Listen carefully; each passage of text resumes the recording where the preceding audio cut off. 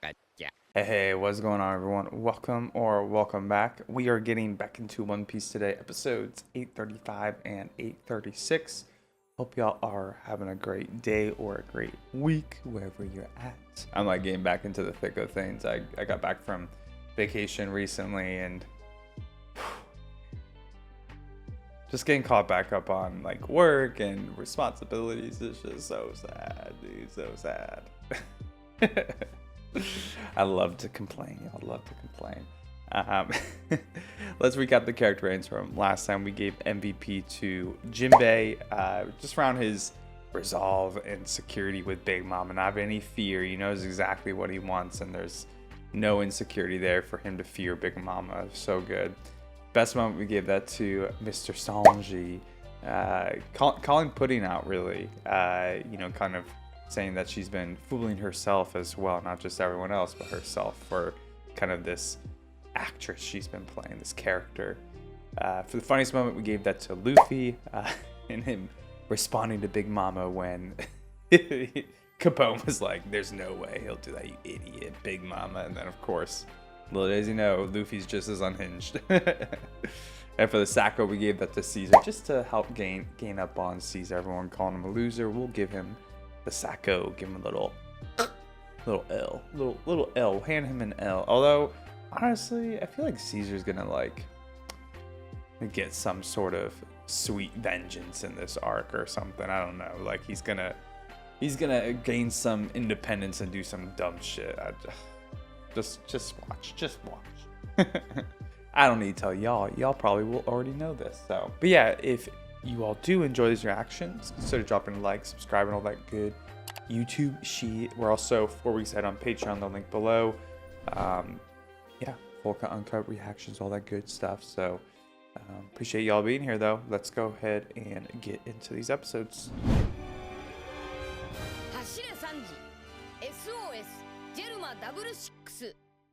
Double 6. Oh, Judge, you pathetic piece of shit. How he's just smirking, he doesn't care at all.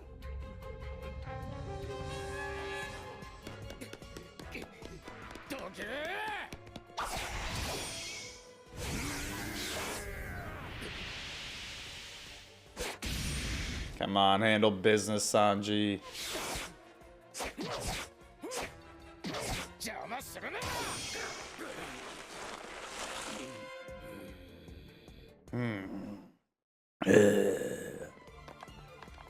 These guys are chumps. Look at them.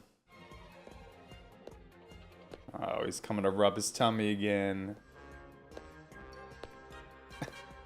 He looks so annoyed. So evil. The snarl on his face.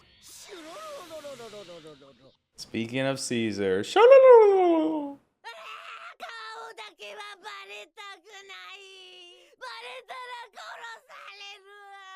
Oh my god. These two are meant for each other. Both pathetic.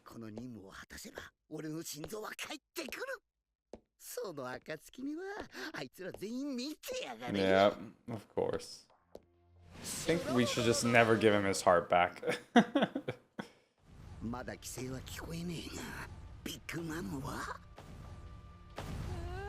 She's just tripping balls right now. Maja.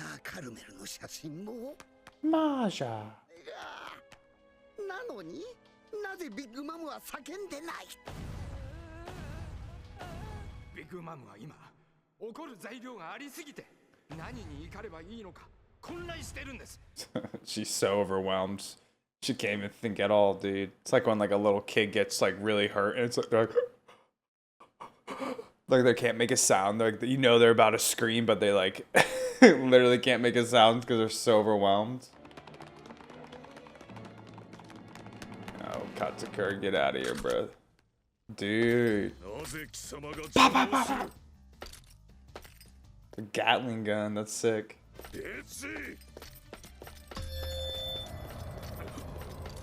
Ooh.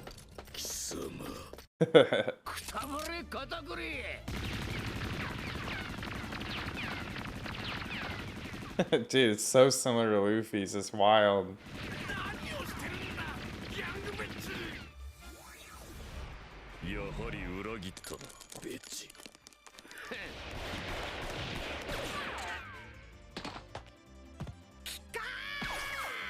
I don't know. Gum seems a bit better than Mochi Mochi. Oh no. Oh. Ow, dude.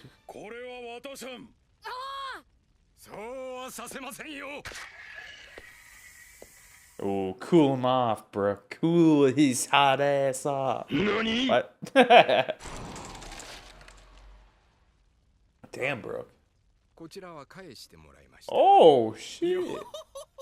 Dude, Brooke's been like clutching up in this arc. I'm not gonna lie.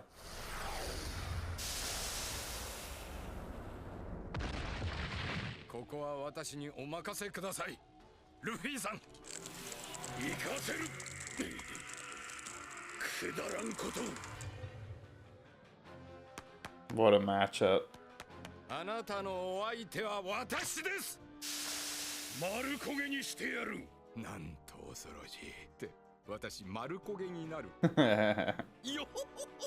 Yo!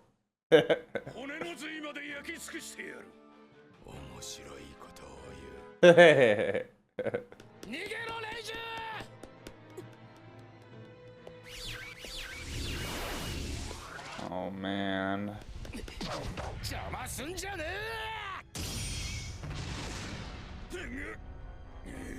Sanji's kicks are too strong.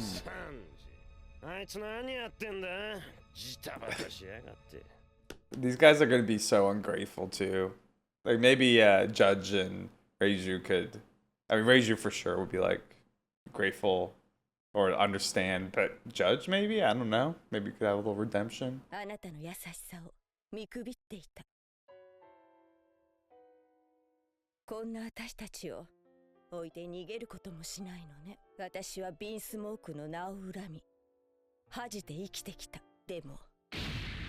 Sure, Sanji has too.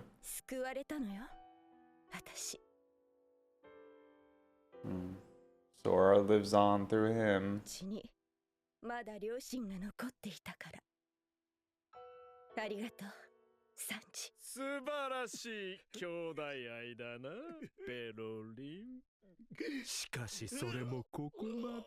God, he's creepy, bro.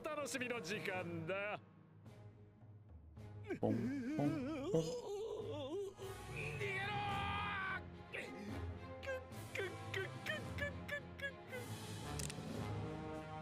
Oh God.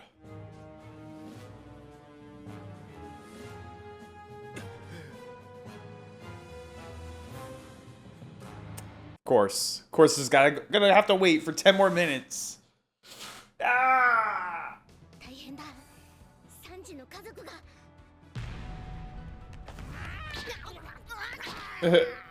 Oh no, they're turning against him. Yeah, maybe Luffy will be the saving grace here. Uh-oh. Dude, Katakuri's like little, what do they call those? Little spurs. Those are so cool. It's like a cowboy. Nice, Pedro.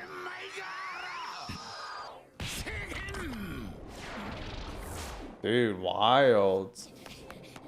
I guess that kind of is, yeah, like Luffy can't do that, man.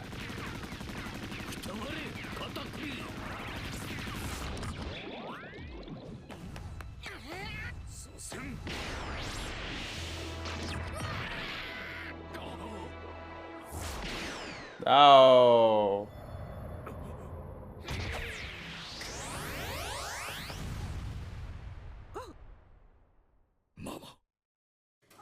Oh. No.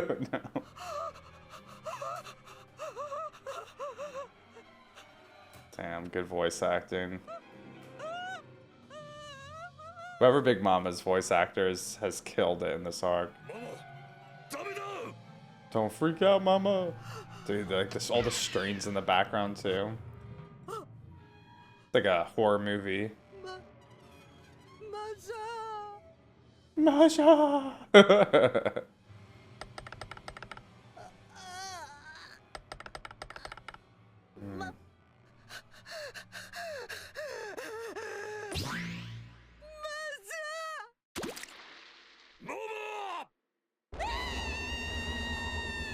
Oh my god, dude. Wow, look at that. Is that like all hockey?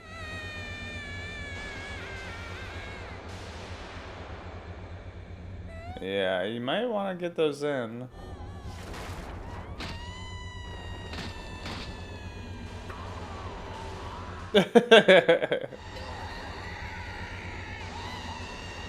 Damn, did Luffy not have any yet?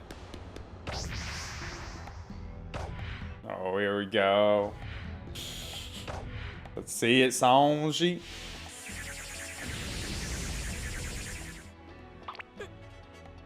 Oh, Chopper's little paws coming in. It's so cute. Break the table.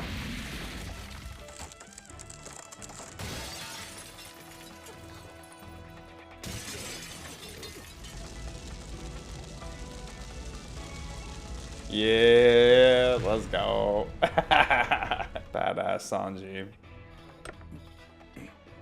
Are those raid suits or something?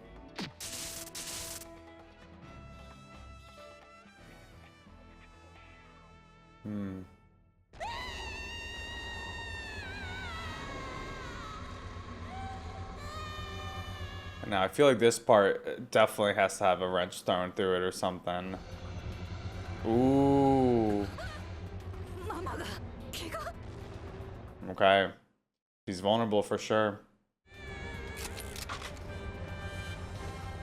Up, up, up, up, up.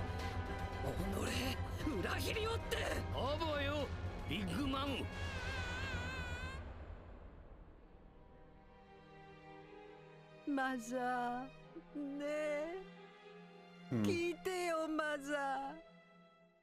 I haven't heard her like this before.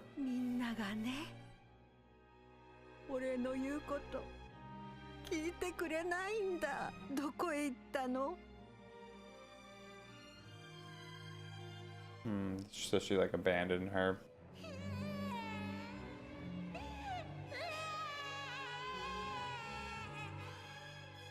We're about to get a Big Mama backstory.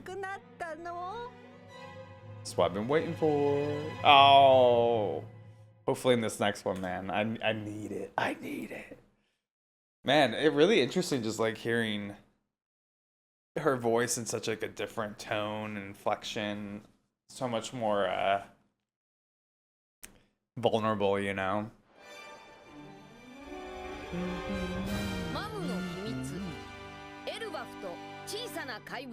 Big Mom の涙。それは63年前の新世。 Ooh, to Elbaph, okay. ここは最も有名な巨人族。 Yo, let's go. We get to see it. が住む島である。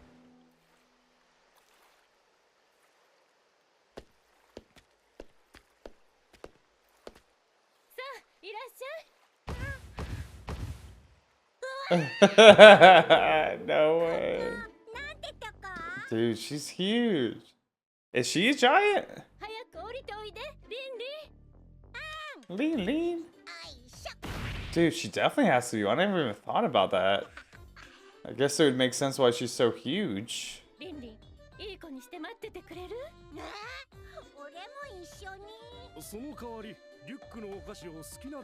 Mm-hmm.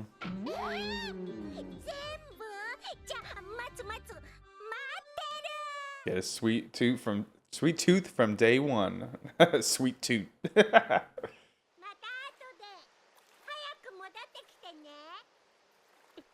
Bro, are they abandoning her? Oh,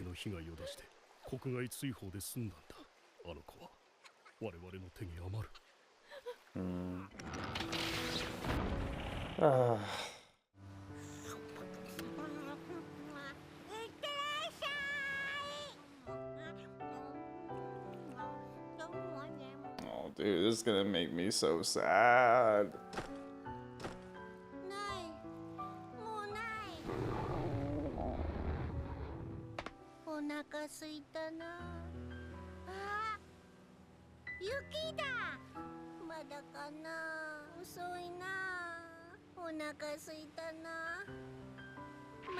Dude, she's only 5 here too. It's like,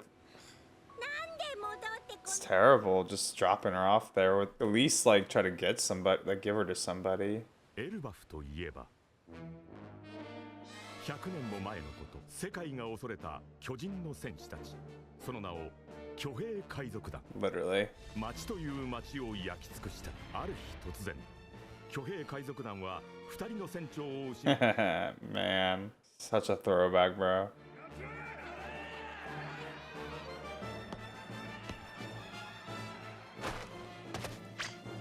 お待ちなさい。 Oh, that looks like mother right there. さすらいの美しきシスターは現れた。なお、シスター・カルメル。 Mother Caramel. 赤色、何を言っている。こいつらが今まで世界に与えてきた恐怖は。ならばこそよ。なぜわからないの。その者たちを殺せば、エルバフの戦士たちは軍をなし、人間たちに復讐を誓うでしょう。 Yeah, let's contribute to the cycle. を許しなさい。 She's got some presence to her, man. 私が導きます。この世のあらゆる種族が手を取り笑い合える世界へ。This idea kind of came from her. でマザーと呼ばれ、身分、種族を問わず行く当てを失った子供たちを受け入れる Okay, pretty interesting. 巨人族と人間との交友の架け橋となりながら、それから37年後、マザー・カルメルはリン Wow, she's so much older. Damn. もう大丈夫よ、リンリン。ママたちが来るまでみんなで仲良く暮らしましょう。迎えになんか来ねえぞ。お前 Oh, られたんだ。ここにいるのはみんな個性的。 yeah, and some of them are dicks. レベルのな。 Jeez. ありがとう。お腹空いちゃった。 Dude, little mama is so cute. そこには暴動の末国を追われた王子、貧しさゆえに奴隷にされかけた子供、親の手にも負えなくなった問題児たちが、何よりいつでも誰よりも大きかったリンリンにとって初めて見る自分サイズの人、家、景色が立ち並び、とても居心地が良かった。すごい。 Man, no wonder she really wants some giants too. If like that's like if she's actually a giant, which it seems like she is, it'd make a lot more sense.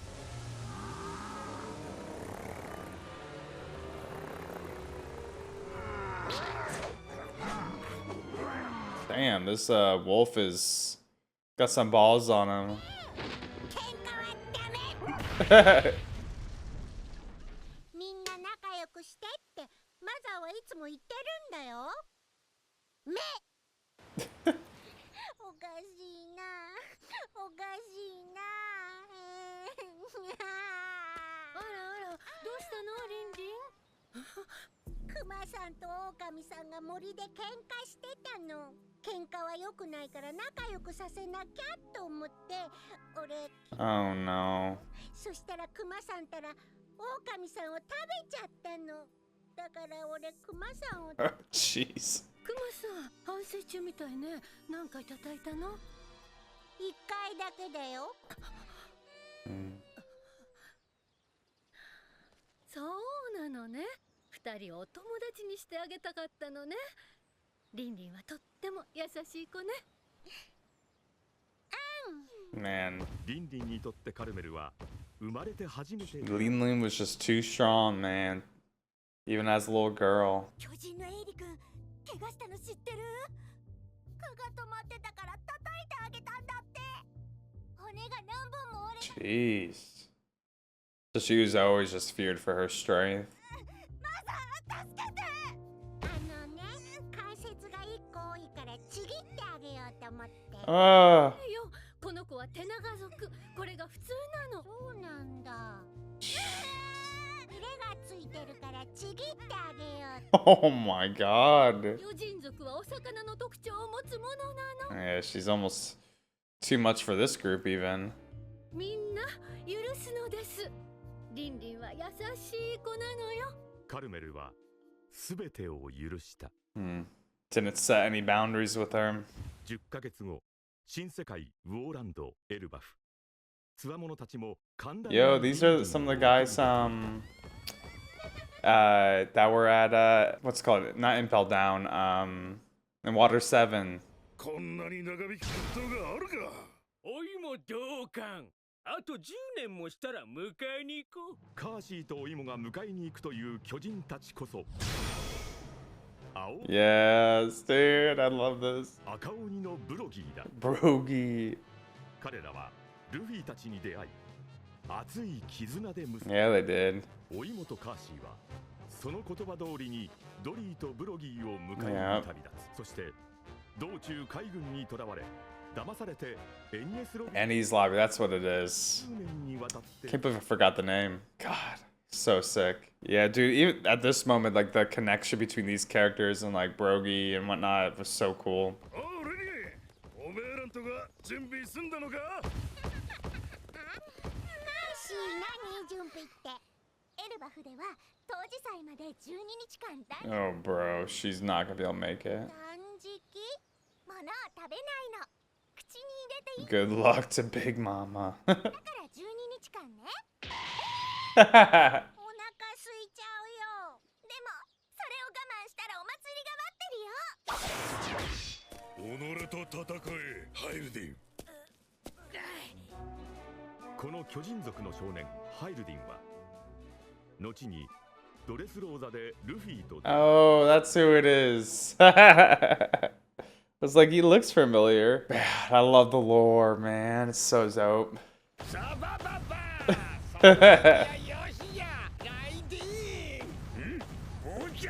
Oh my gosh. Yes, more laps. Oh my god, they're so old. それも結構。しかし我らが戦士たることを忘れてはならん。さすが全巨人族に尊敬される戦士。俺もいつかきっとあんな風に。村でセムラを食べるでな。羊の家の子らを呼びに来た。ちょうどよかった、リンリン。セムラって甘くて美味しいお菓子よ。今から食べるの？甘いよ。 Dude, she's gonna crash out during this fast. それでは皆の者、先日城で生まれた Oh, Loki, yeah. 子供たちの成長を太陽に感謝して。感謝して。これがセムラ。 She's so cute, dude.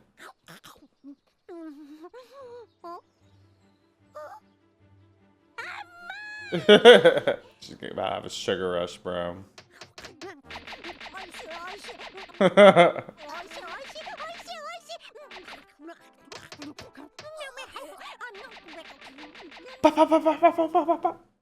Even the elders are shocked.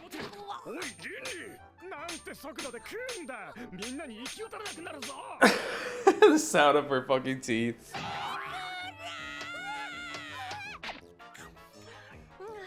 まずお腹が空いて死にそう。当時祭は太陽の死と復活のお祭りよ。苦しければ苦しいほど太陽への感謝が深く。だから頑張りましょう。Good lesson to learn. マザーがそう言うなら俺頑張る。 Honestly, 4 days pretty good for 痩せてきた。変わっher. そうかな。変だな。頑張ってるわね。もう少しよ。リ Aw. ンリンはマザーが大好きになっていた。 Dude, I'm pretty impressed with her, to be honest. また食べたいな。 Okay. Scary. How long is it supposed to be? 10 days? どうしたのゲルズ。リンリンちゃんが。 Bro, what the? これをセムラ。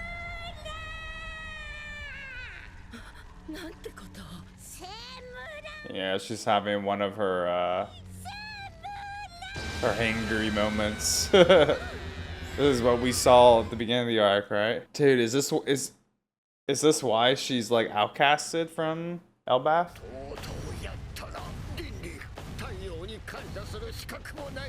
子供なので許すにも限度がある。カルメン、すまんな。こやつは子供の姿を借りた。おやめに、ヨルル様。悪人じゃ。Damn. Bro, creepy. Oh my god. Damn, dude, she's crazy. Man, I love that backstory. You can already tell they're kind of like, I don't know, kind of playing, like kind of, there's like a writing about a lot of the complexity of like, you know, being kind to people and forgiving them and all these great virtuous things. But if you don't like discipline or set boundaries with people, you know, they don't really ever learn, you know, to hold themselves accountable to certain things, kind of, right? Like, you see that with Linlin here. All right, y'all, man, really, really good episodes. Love that we're getting Big Mama's backstory here. Honestly, I like wanted to keep watching it. This is like one of the most like challenging things. It's a small thing, but it's a challenging thing when you're doing reaction videos, is like trying to plan which episodes you should batch together and stuff, because a lot of this probably would be better to watch all together, right? All of the backstory, but like just by how I split up the videos, you know, I usually try to record 2 at a time, because more than that gets a little much. It just takes longer to, you know, kind of get out and whatnot. But yeah, in the best part, I probably would have recorded all of them together. But this will just make me anticipate the rest of the backstory even more. But yeah, really interesting. You know, off the bat, I really think it's cool that we're getting connections to Elbaph. And the narrator kind of coming in and connecting dots for us. I think sometimes that's necessary, especially as the show's getting longer and longer. It's just, you know, if you're watching over a long period of time, especially, it's really hard to remember all these things. Like Dory and Brogy, like I obviously remember them, but kind of just having that confirmation is nice to have. And then we get the 2 giants from Ennie's lobby, another great connection. And then also Hirunden, I think, the one from Dressrosa, the one that joined the Straw Hats, like Alliance fleet or whatever. Really cool just getting all those pieces, and also just seeing Elbaph in general.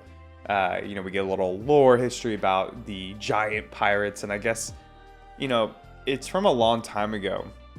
I don't remember the exact time frame or when it would line up with like when Gold Roger was alive and all these things, but you know, they depict them as being a pretty brutal and kind of like cutthroat, savage, you know, pirate crew, right? They burned countless cities, they said. You know, they all kind of have red eyes. They even give like Jory and Brogy that kind of depiction.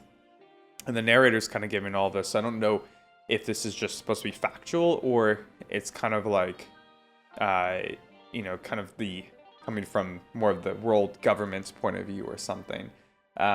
Part of me thinks that what's most likely here is that they were a little bit more, you know, it's more about war. They're supposed to be kind of like representing Nordic culture, it seems, right? And like Vikings were all about, you know, just raiding and pillaging and burning, you know, to die in the battlefield was such a huge part of that culture, right? So a lot of it is just about war and not, you know, really thinking about the suffering that you cause on other people. And so maybe the giants have reformed a little bit from Mother Caramel, right? Like they talk about, I think the chieftains, like the old ones, really old guys, were talking about how Mother Caramel advocates for trade over robbery, right? Probably over pillaging.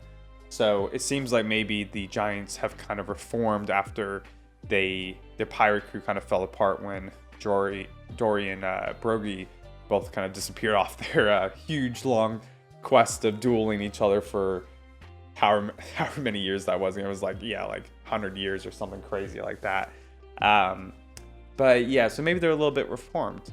And we also get a name drop of like Loki as well. You know, we kind of got that a little bit ago in Whole Cake Island, but you know, he was born around the time that Lin was there too, Big Mama. Immediately when they showed up on Elbaph, though, I was like, oh yeah, she has to be a giant, right? Like that makes sense why she would, you know, kind of end up on Elbaph, and you know, maybe it makes sense why she's so huge. But it does say, like in the description when they arrive there, that she is a human. So I think I'm wrong on that, and she just has some kind of weird innate power within her that makes her much bigger, much stronger. Maybe has a little bit more desires than a lot of humans might have naturally.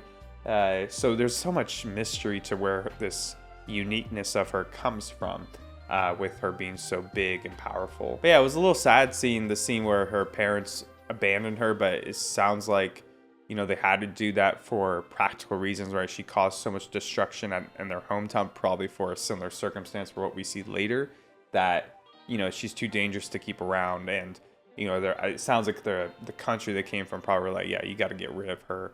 And obviously they're not happy about it. You can see the mother is, you know, pretty heartbroken about it. And the mother actually looks a lot like Lin, which I think is cute.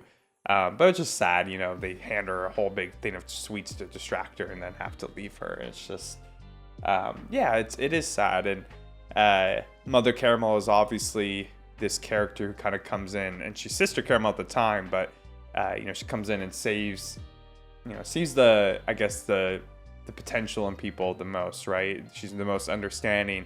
She advocates for kind of redemption and penance and you know, reconciliation of our wrongdoings. You know, she did that with the remnants of the giants in that flashback where she comes in and storm comes and everything. It reminded me a little bit of Dragon coming in on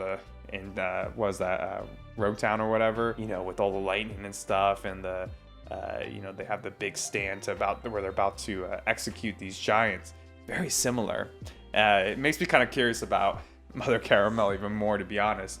But yeah, she's coming in kind of as a, you know, this nun figure, right? She's a nun and trying to advocate for penance over just execution and punishing people, right? And I guess she kind of gets her way.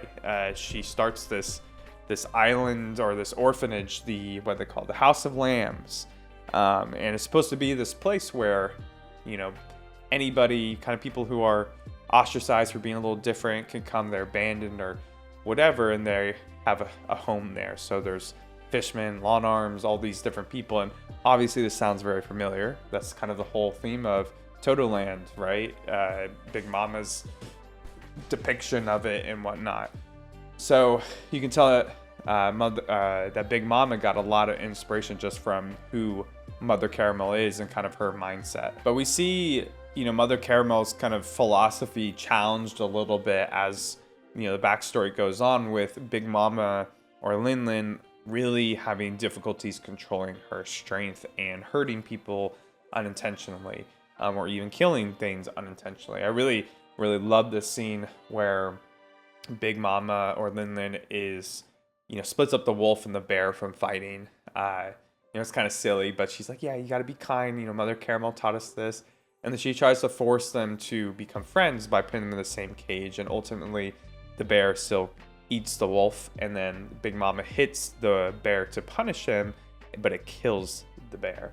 And you can kind of see the shock in Mother Caramel's face. You know, she asks them, like, how many times eat the bears? Just once. And so she sees what's at stake here, but she's very understanding. She's like, oh, you were just trying to be kind. You know, you're trying to help them be friends. And pretty much gives Lin a pass here. You know, kind of, you know, almost being too far in that understanding side, right? That redemption or reconciliation side of the things. And she's not really holding Lin accountable for her misdoings, right? If anything, Lin needs to understand that she has a lot more power than other people and that she can hurt people unintentionally. So even though you can be understanding to somebody and be kind to them, you also still kind of need to like set very strong boundaries. And I think that's something that is being challenged in Mother Caramel's philosophy. You know, I think Oda's kind of writing that to challenge that mindset of like, you can't just be overly understanding. You also need to set clear boundaries as well.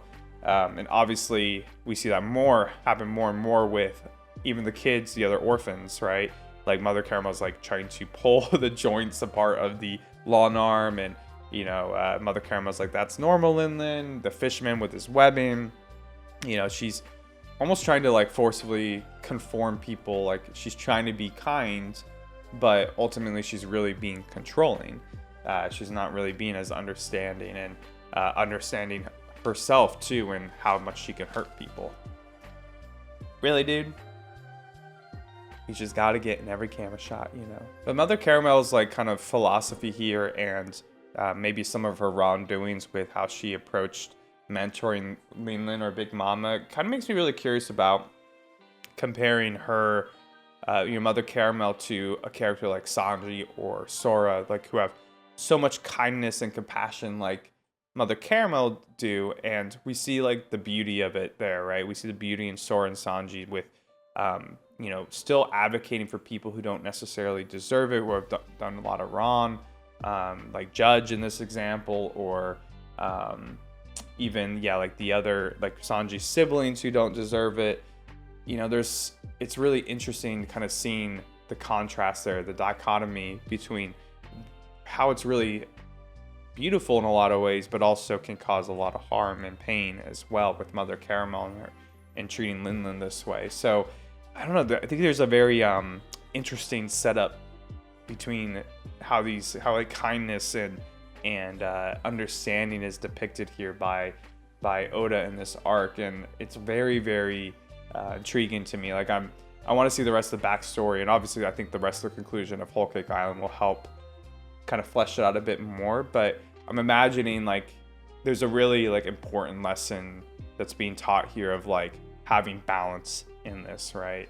Like Sanji as well might need at some point to hold his family accountable too, so they don't hurt anyone else. Like he's saving them now, but what if they don't actually repent? Like what if they keep hurting people? Like what's he going to do then? Because then he bears some responsibility for that. So I don't know, like, but that's like obviously not enough to like not stop you from being kind and believing in others as well, right? Like you should still show people compassion and grace and understanding and try to help them reconcile their wrongs.